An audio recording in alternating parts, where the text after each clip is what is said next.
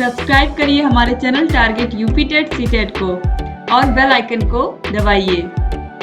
Hello friends, मैं रेनू स्वागत करती हूँ आप सभी भावी अध्यापक एवं अध्यापिकाओं का आपके अपने channel target UP TET C TET में। दोस्तों, आज की इस वीडियो में हम आपके डीएलएड फर्स्ट सेमेस्टर के साइंस सब्जेक्ट को सॉल्व कराने वाले हैं, यानी कि इसका जो पेपर है इसको सॉल्व कराने वाले हैं। तो क्वेश्चन नंबर 1 देखिए, वस्तुनिष्ठ प्रश्नों को सबसे पहले हम सॉल्व कराएंगे। क्वेश्चन नंबर 1 है, कोशिका भित्ति पाई जाती है पादप कोशिका में, जंतु कोशिका में, पादप तथा जंतु कोशिका दोनों में, या इनमें से कोई नहीं। दोस्तों, जो कोशिका भित्ति है वह पादप कोशिका यानी कि पौधों की कोशिकाओं में पाई जाती है, तो ऑप्शन 1 सही हो जाएगा। क्वेश्चन नंबर 2 है, यौगिक का एग्जाम्पल है वायु, धुआं, चीनी या चीनी का विलयन। तो दोस्तों, यहाँ पर करेक्ट आंसर है चीनी। ऑप्शन 3 जो है ये सही हो जाएगा। ये क्या है? यौगिक है। क्वेश्चन नंबर 3 है, कायिक प्रवर्धन संभव होता है जड़ों द्वारा, तने द्वारा, पत्ती द्वारा या इनमें से सभी के द्वारा। तो आपको पता है नया पौधा जड़ के द्वारा भी बनता है, तने के द्वारा भी बनता है और पत्तियों के द्वारा भी बनता है। तो ऑप्शन 4 जो है इनमें से सभी के द्वारा, ये राइट आंसर हो जाएगा। और इसका आंसर तो आपको पता ही, आपने देख करके ही लगा लिया होगा। बल का मात्रक क्या होता है? Newton second kilogram. इनमें से कोई नहीं, तो बल का मात्रक क्या है? न्यूटन है। क्वेश्चन नंबर 5 पर आते हैं, निम्नलिखित में से संयुक्त पत्ती को छांटिए। आम की पत्ती, अमरूद की पत्ती, नींबू की पत्ती या इनमें से कोई नहीं। दोस्तों, यहाँ पर जो करेक्ट आंसर है वो है आप लोगों का नींबू की पत्ती। ये संयुक्त पत्ती है। बाकी आम, पीपल, बरगद, जामुन, मूली, सरसों, ठीक है, अमरूद, ये सब सरल पत्ती है। लेकिन जो नींबू है, इसके अलावा दोस्तों नींबू के अलावा नीम है, बेल है, बबूल है, गुलाब है, आलू है, सहजन है, गाजर, धनिया, सौंफ, इमली, गुलमोहर, ये सब संयुक्त पत्तियां होती है, तो उसमें नींबू भी आता है। तो ऑप्शन 3 जो है वो सही हो जाएगा। इसके बाद हम आगे बढ़ेंगे। यहाँ पर लघुत्तरीय क्वेश्चन दिए हुए हैं। क्वेश्चन नंबर 6 है, पौधों की पत्तियों में होने वाले प्रकाश संश्लेषण की क्रिया का समीकरण लिखिए। तो आप लोगों को मैंने बताया था कि जो पौधे होते हैं वो सूर्य के प्रकाश की उपस्थिति में प्रकाश संश्लेषण की क्रिया के द्वारा अपना भोजन बनाते हैं। और इसका जो समीकरण होता है दोस्तों वो इस तरीके से होता है। इसका समीकरण होता है 6CO2 प्लस 12H2O। यहाँ पर सूर्य का प्रकाश ऊपर रहेगा, सूर्य का प्रकाश और क्लोरोफिल, आपको पता है। इसके बाद यहाँ पर दोस्तों ये समीकरण हो जाएगा 6C6H12O6 plus 6O2 plus H2O और यहाँ पर 6H2O, ठीक है। और यहाँ पर ऊर्जा इस तरीके से, ये ऊर्जा हो गई 6O2 और H2O। तो इस तरीके से यहाँ पर आपने देखा प्रकाश संश्लेषण की जो क्रिया होती है वो इस तरीके से उसका फॉर्मूला होता है। उम्मीद करती हूँ आपने लिखा होगा। इसके बाद क्वेश्चन नंबर 7 बहुत ही आसान पूछा। 4 सेंटीमीटर त्रिज्या के वृत्तीय पथ पर एक कण आधा चक्कर लगाता है, तो इस दशा में कण द्वारा तय की गई दूरी तथा विस्थापन ज्ञात करिए। तो 4 सेंटीमीटर त्रिज्या के वृत्तीय पथ पर एक कण आधा चक्कर लगाता है। तो इस तरीके से यहाँ पर देखिए, अगर कोई वृत्त है उसकी जो त्रिज्या है वो 4 सेंटीमीटर है। कितनी है? 4 सेंटीमीटर। और आपको पता है कि ये जो पूरा वृत्त की परिधि होती है, जो पूरा परिधि होती है, इसका फॉर्मूला क्या होता है? 2πr होता है। अब यहाँ पर पूरे वृत्त की बात नहीं हो रही, खाली आधे वृत्त की, केवल आधा चक्कर लगा रहा है, तो आधा चक्कर लगाएगा। अब ये 2πr का हम जब आधा करेंगे तो क्या हो जाएगा? πr खाली बचेगा ना, तो आधा चक्कर के लिए वो πr दूरी तय करेगा। और जब πr दूरी करेगा तो पाई की वैल्यू पाई ही हम रहने देंगे, और r की वैल्यू कितनी है? त्रिज्या 4 सेंटीमीटर है, r का मतलब तो यहाँ पर देखिए 4π हो गया। यहाँ पर कण द्वारा तय की गई दूरी 4π हो गई। और यहाँ पर जो विस्थापन है, विस्थापन क्या होता है? सबसे कम दूरी। विस्थापन का मतलब सबसे कम दूरी, सबसे शॉर्टेस्ट डिस्टेंस। तो यहाँ पर ये जो 4 सेंटीमीटर त्रिज्या है और ये 4 सेंटीमीटर त्रिज्या और जुड़ेगी तो ये व्यास हो जाएगा। व्यास सबसे छोटी दूरी होती है, तो ये विस्थापन, यानी कि ये आप देखिए, तो ये जो त्रिज्या होती है वो क्या होती है? व्यास की आधी होती है, तो 2 गुणे त्रिज्या हो जाएगा व्यास।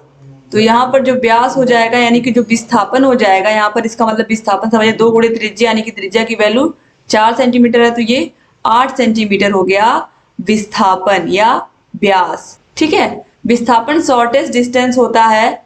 पहली बिंदु से मान लीजिए बिंदु ए है, ये बिंदु बी है, तो ये शॉर्टेस्ट डिस्टेंस हुआ, शॉर्टेस्ट डिस्टेंस, ठीक है। तो इस तरीके से विस्थापन 8 सेंटीमीटर आ गया और चली गई दूरी 4π आ गई। इस तरीके से यही आपको सॉल्व करना था। अब यहाँ पर क्वेश्चन नंबर 8 पर हम आते हैं। उम्मीद करती हूँ आपने इसको अच्छे से कर लिया होगा। पुष्प के मुख्य 4 भागों के नाम लिखने हैं। कितना आसान सा क्वेश्चन पूछा है। तो पुष्प के 4 भागों में पुंकेसर, स्त्री केसर दल, वाह्य दल, यही आएंगे 4। अब इसके बाद देखिए क्वेश्चन नंबर 9 है, पत्ती के प्रमुख भागों का नाम लिखिए। तो पत्ती के जो प्रमुख भाग होते हैं उसमें होता है पर्णवृंत, पर्णफलक, पर्णाधार, इसके अलावा दोस्तों अनुपर्ण, यही सब होते हैं। इसके बाद यहाँ पर क्वेश्चन नंबर 10 है, 1 माइक्रोमीटर में कितने पिकोमीटर होते हैं? तो 1 माइक्रोमीटर आपको पता है 10⁻⁻6 मीटर के होता है। एक पिकोमीटर जो होता है, एक पिकोमीटर जो होता है दोस्तों ये होता है 10⁻12 मीटर के। तो दोस्तों यहाँ पर ये जब हम इसको कन्वर्ट करेंगे माइक्रोमीटर से पिकोमीटर में, तो ये हो जाएगा यहाँ पर 1 माइक्रोमीटर बराबर 10⁻6 पिकोमीटर के। ठीक है, तो यही पूछा है, इस तरीके से आपको यहाँ पर कन्वर्ट करना था। यहाँ पर +6 है, अगर यहाँ पर कुछ नहीं लिखा तो +6 आप समझिएगा, यानी कि 10⁻6 पिकोमीटर के, यही पूछा था। अब देखिए इसके बाद क्वेश्चन नंबर 11 है, बेलन की लंबाई तथा वृत्त के व्यास मापन के लिए किस यंत्र का उपयोग किया जाता है? तो दोस्तों उसे हम कहते हैं वर्नियर कैलिपर्स का प्रयोग करते हैं, वर्नियर कैलिपर्स। आगे बढ़ेंगे हम, इसके बाद लघुत्तरी क्वेश्चंस को हम देखेंगे। क्वेश्चन नंबर 12 है, पदार्थों के पृथक्करण से आप क्या समझते हैं? पृथक्करण की किन्हीं 4 प्रमुख विधियों का नाम लिखिए। तो पृथक्करण से क्या होता है कि जो शुद्ध पदार्थ है उनको हम अलग करते हैं, जैसे कि चुंबकीय पृथक्करण विधि हुई, जिसमें हम क्या करते हैं, जो चुंबकीय अशुद्धियां होती हैं उनको हम क्या करते हैं, दूर कर देते हैं। जैसे कि मान लीजिए चावल है, गेहूं है, उसमें अगर लोहे की छिलन मिली हुई है तो उसको हम क्या कर सकते हैं, चुंबक की मदद से क्या कर सकते हैं, उसको चुंबकीय पृथक्करण विधि की मदद से उसको हम अलग कर सकते हैं। इसके अलावा दोस्तों वाष्पन, संघनन, अवसादन, निस्तारण, निस्यंदन, ये सारी विधियां भी क्या हैं, पदार्थों के पृथक्करण की ही विधियां, जिसमें हम शुद्ध पदार्थों को क्या करते हैं, अलग कर लेते हैं। इसके बाद क्वेश्चन नंबर 13 है, भोजन एकत्रीकरण हेतु मूसला जड़ों में होने वाले रूपांतरण के प्रकारों को उदाहरण द्वारा बताइए। दोस्तों जो मूसला जड़ें होती हैं ये क्या करती हैं, मोस्टली अपने जड़ों में भोजन को इकट्ठा कर लेती हैं। तो भोजन एकत्रीकरण हेतु यहाँ पर मैं एग्जांपल आपको बताऊंगी। सबसे पहले शंकुरूपी। तो शंकुरूपी में क्या होता है, आधारी भाग चौड़ा होता है और अग्रसिरा क्रमशः पतला होता है और सकरा होता है, जैसे कि गाजर, पहला एग्जाम्पल हो गया गाजर। इसके बाद देखिए दूसरा होता है तर्करूपी। तो इसमें मध्य भाग जो है वो फूला हुआ होता है तथा ऊपर एवं नीचे का सिरा क्रमशः पतला होता है, जैसे कि मूली। ठीक है, मूली तर्क रूप में आएगा। कुंभी रूप में आधारी भाग लट्टू जैसा होता है, गोल होता है एवं अंतिम सिरा अचानक पतले धागे की तरह होता है, जैसे कि सलजम हुआ। ठीक है, तो इस तरीके से सलजम, गाजर, मूली, ये सब एग्जाम्पल हैं। अब इसके बाद क्वेश्चन नंबर 14 पर आते हैं, कायिक प्रवर्धन से आप क्या समझते हैं? पत्ती द्वारा कायिक प्रवर्धन को उदाहरण द्वारा समझाइए। दोस्तों जब पौधे के किसी भाग से नया पौधा तैयार होता है, यानी कि जब पौधे के किसी अंग से हम नया पौधा तैयार कर लेते हैं तो इसे हम कायिक प्रवर्धन कहते हैं। और कायिक प्रवर्धन अलैंगिक जनन होता है। ठीक है दोस्तों, यहाँ पर पूछा है, अब कायिक प्रवर्धन हमने समझा दिया कि नए पौधे का क्या होता है, नया पौधा तैयार होता है उस पौधे के ही अंग से। अब पत्ती द्वारा कायिक प्रवर्धन कैसे होता है? दोस्तों अगर यहाँ पर पत्ती द्वारा कायिक प्रवर्धन हम देखें तो दोस्तों पत्तियों द्वारा कायिक प्रवर्धन किस प्रकार से होता है, तो ब्रायोफिलम जो पौधा होता है, ब्रायोफिलम पत्तियों के कटावों में अपस्थानिक कलियां होती हैं दोस्तों। और जब पत्ती नमी वाली मिट्टी में गिर जाती है तब इस अपस्थानिक कलियों से छोटे छोटे पौधे बनते हैं। इस प्रकार पत्ती कायिक प्रवर्धन में सहायता करती है, यानी कि पत्ती जब नमी पाती है तो यह क्या करती है, नए पौधे को जन्म देती है। ठीक है, जब ये पेड़ से टूट करके नीचे गिरती है, और इसका सबसे अच्छा एग्जाम्पल है ब्रायोफिलम पौधा। ठीक है, अब हम आगे बढ़ेंगे, इसके बाद अगला क्वेश्चन देखेंगे। क्वेश्चन नंबर 15, किसी वस्तु का रेखीय संवेग कब संरक्षित रहता है, स्पष्ट कीजिए। दोस्तों रेखीय संवेग का मतलब है अगर कोई वस्तु किसी निश्चित वेग से चल रही है तो वह उसी वेग से चलती रहेगी जब तक उस पर कोई बाह्य बल ना लगाया जाए। और अगर वह रुकी हुई है तो उसी सिचुएशन में, यानी कि वह वैसी ही बनी रहेगी जब तक उस पर कोई बाह्य बल ना लगाया जाए। तो यहाँ पर रेखीय संवेग का मतलब अगर कोई वस्तु निश्चित चाल से चल रही है, P = mv के होता है, संवेग बराबर द्रव्यमान गुणे वेग के। तो यहाँ पर आप देखिए ये हो गया संवेग बराबर द्रव्यमान गुणे वेग के। तो यहाँ पर जो संवेग है दोस्तों, रेखीय संवेग P = mv, यह क्या होता है, एक नियतांक होता है। तो यह नियतांक होता है, तो यानी कि जब वस्तु चल रही है m1 v1 और अगर उस पर कोई बाह्य बल नहीं लगाया तो उसकी जो बाद की स्थिति होगी m2 v2 वो क्या होगी, आपस में इक्वल होगी। या हम इस तरीके से कह सकते हैं m × v जो होगा वो क्या होगा, एक नियतांक होगा। ठीक है, यानी कि वो संरक्षित रहेगा। और इस तरीके से m1 v1 = M2V2 के, या इसको हम इस तरीके से भी लिख सकते हैं M1V1 माइनस M2V2 बराबर V2 इक्वल टू 0 के, क्योंकि जो प्रथम संवेग है वह अंतिम संवेग के बराबर है, क्योंकि जो रेखीय संवेग होता है वो संरक्षित रहता है जब तक वस्तु पर कोई बाह्य बल न लगाया जाए। अगर वह एक निश्चित वेग से चल रही है तो चलती रहेगी। ठीक है, इस तरीके से आपको यहाँ पर इसको दिखा देना था। और यहाँ पर जो M1 है यह प्रथम द्रव्यमान है, M2 अंतिम द्रव्यमान है या द्वितीय द्रव्यमान आप कह सकते हैं, और V1 V2 उसकी क्रमशः चालें हैं। तो इस तरीके से यहाँ पर आपको बस सॉल्व करके इसको इस तरीके से दिखाना था। जैसे आपने बल का नियम पढ़ा है, जो प्रथम नियम है, अगर कोई वस्तु निश्चित वेग से चल रही है तो चलती रहेगी जब तक उस पर कोई बाह्य बल न लगाया जाए। सेम उसी प्रकार से रेखीय संवेग भी है। अब यहाँ पर देखिए क्वेश्चन नंबर 16 पूछा तत्व और यौगिक में अंतर लिखिए। 2 नंबर में पूछा दोस्तों। देखिए यहाँ पर दोस्तों, यहाँ पर हम सबसे पहला जो अंतर है वो लिखेंगे। जो तत्व होता है, तत्व वह पदार्थ है जिसे 2 या अधिक विभिन्न पदार्थों में विभाजित नहीं किया जा सकता है, जैसे कि ऑक्सीजन है। और जो यौगिक होता है, यौगिक को रासायनिक विधियों द्वारा 2 या 2 से अधिक विभिन्न गुण वाले पदार्थों में विभक्त किया जा सकता है, जैसे कि H2O जो पानी है यह हाइड्रोजन और ऑक्सीजन से मिलकर के बना हुआ है, तो इनको हम अलग कर सकते हैं। फिर देखिए, तत्व एक ही प्रकार के परमाणु से बना होता है, यानी कि ऑक्सीजन जो है, ऑक्सीजन में सिर्फ और सिर्फ ऑक्सीजन परमाणु ही मिलकर के इसको बनाएंगे।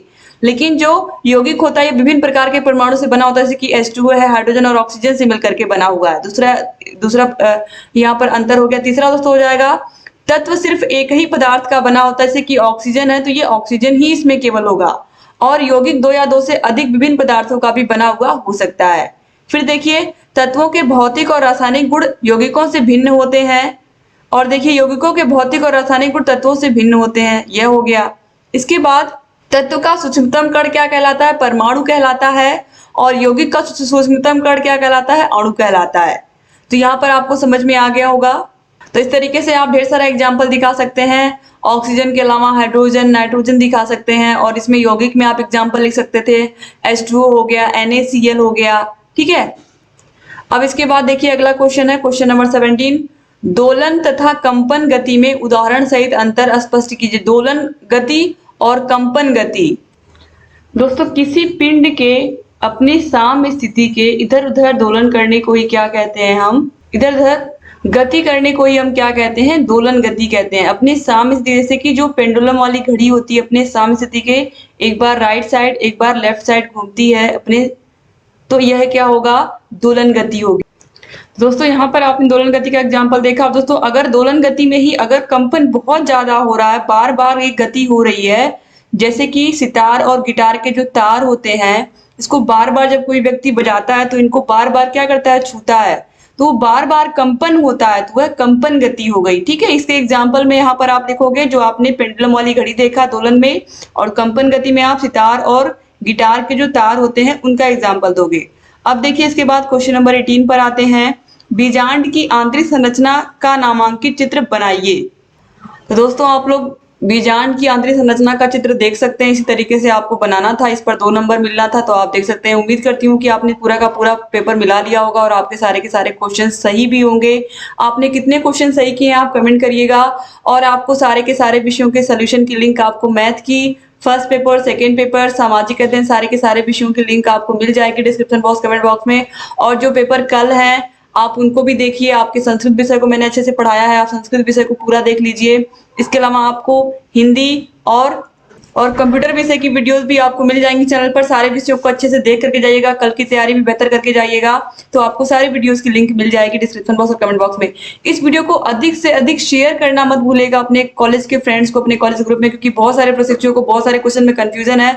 तो प्लीज वीडियो को जरूर भेजिएगा। मैंने पूरी कोशिश की है बिल्कुल सही सही सारे के सारे क्वेश्चन को कराने की। और अगर चैनल को सब्सक्राइब नहीं किया तो प्लीज सब्सक्राइब करना मत भूलेगा, ताकि आपके लिए अच्छी अच्छी वीडियोस आती रहे। आपने सब्सक्राइब किया चैनल को, रेगुलर आपको वीडियोस भी मिलती रहेंगी।